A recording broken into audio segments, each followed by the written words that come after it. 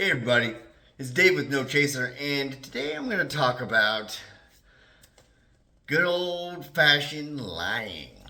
Lying and honesty is, you know, it is so huge in like addiction and recovery, all this type of stuff. Like, it's not just about in my respect, it's not just about the sense of like you're lying about what you're doing, you're lying about your drinking, you're lying about your drug use, or anything like that. I think it like honesty goes deeper into something, and the way I try to explain that is that you know when I was like drinking and using like on the regular, I remember I sort of, I, like, I got to this point where I didn't even think that the lies I told about my drinking and using were that amoral or anything like that. Because they were just things like I had to do to get by. Like, I had to lie about it. Like, there were so many times where, someone would approach me and they're like, "Have you been drinking?" And I was so clearly drunk, and I would say no, and they would tell me later, like, "Did you think I was that stupid? I knew you were drinking." But in my head, I'm like, I can't tell you I was, because then you ask, "Where's it at? You need to stop. Like, how much have you been drinking?" Like, it's all to protect it. There would be times where I'd lie about drinking, and I knew that they knew I was lying. And it was almost just like this sort of gesture that I did, just to keep up, to keep face or something. I don't know. But in this sense, where when I was in the thick of it, like really in the cycle of drinking, um, I just thought of like lying. Just these are maintenance lies, like lies just to kind of get by, like just a way to I have to do this thing. Like, it's wrong if I like lie to my brother and say that, like, "Oh, I can't help you with the help you finish your paint your deck because I got called into work."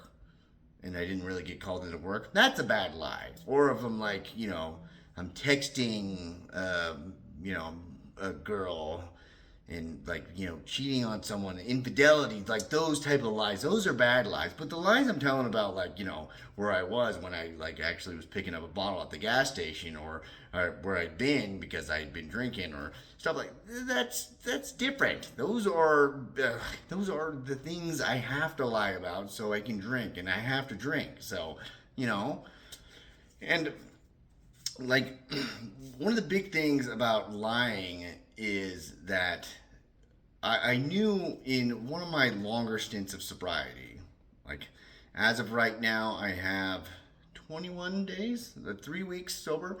Um, but in one of my, what led to the relapse after one of my longer stints of sobriety was a lie. And it wasn't a lie about drinking. It wasn't like I lied. I was like, "Hey, I'm going out to hang out with some friends," and then I told the other person that I'm like, "I'm going to hang out with these friends," and I was going to go to drink. And it wasn't like that. It was just a simple lie. I can't even remember really what it was, but it was just the. I mean, there's a reason why we lie. It's to like get out of stuff, to either make us more comfortable, to shirk a responsibility, or to avoid a tough conversation, things like that. And so it was just one of those things where I just lied, and I was just like told a lie, and then I didn't have to deal with what I would have had to deal with if I had told the truth. And in this weird sense, I feel like in like this is what I'm talking about when there's like this deeper sense that it comes to with like lying and honesty and the addict mind and just the person and who you are, is that I feel like when you lie, you create this separate thing. Like, it's almost a separate ledger. Because as you are, if you're totally honest, when you're just going about your day and people ask, "Well, what'd you do?" And you just do memory recall. Like, let me try to remember it and say it. There's no other thing going on because you're not lying, so you're just saying what you remember.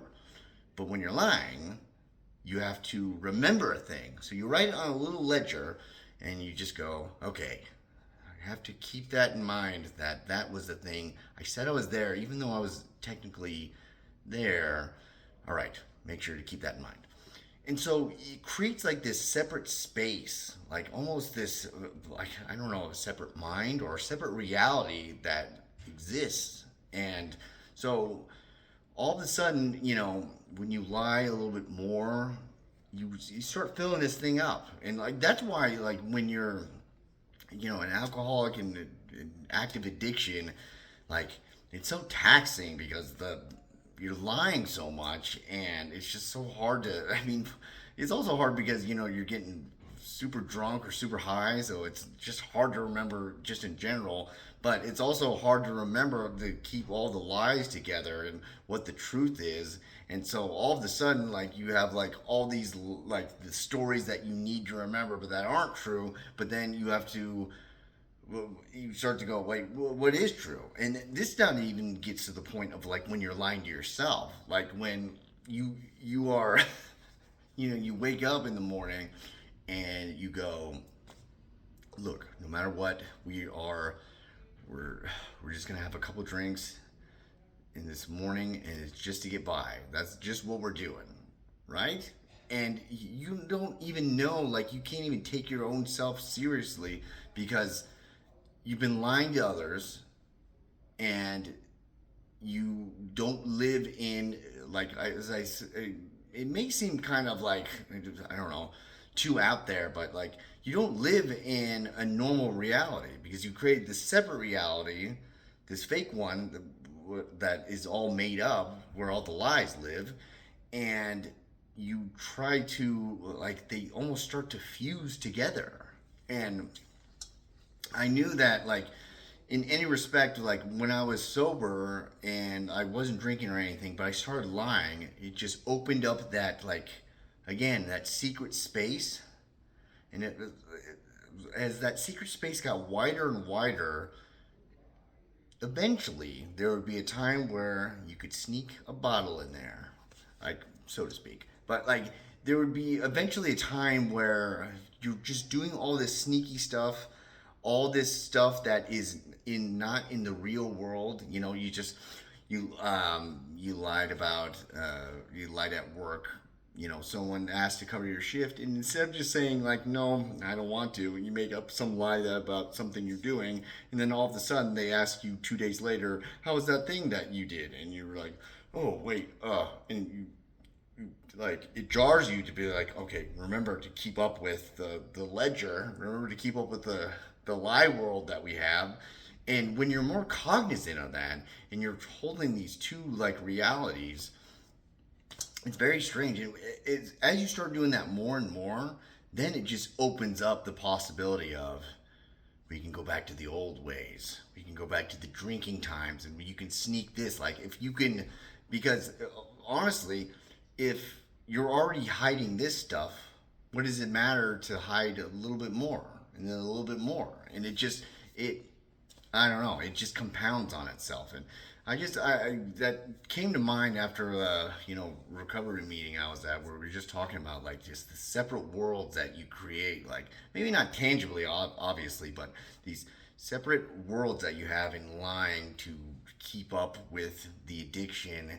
And then even when you're sober and you're in recovery, when you start going down that, like, slippery slope of lying, where it can lead back to drinking, just because, again, it creates that different place, that place that you kept from everybody else, where you hide. And that's where addiction lives, is in your mind, in that secret spot. That's where it lives. And so, anyways, that's enough rambling for right now. Check out the podcast Shoeless in South Dakota that I co-host with my good friend. If you like my videos, like and subscribe. If you're struggling out there, my heart goes out to you. I wish you well. If you're doing good, keep at it. If you just watch this because you're interested in it, that's cool too. And other than that, be well.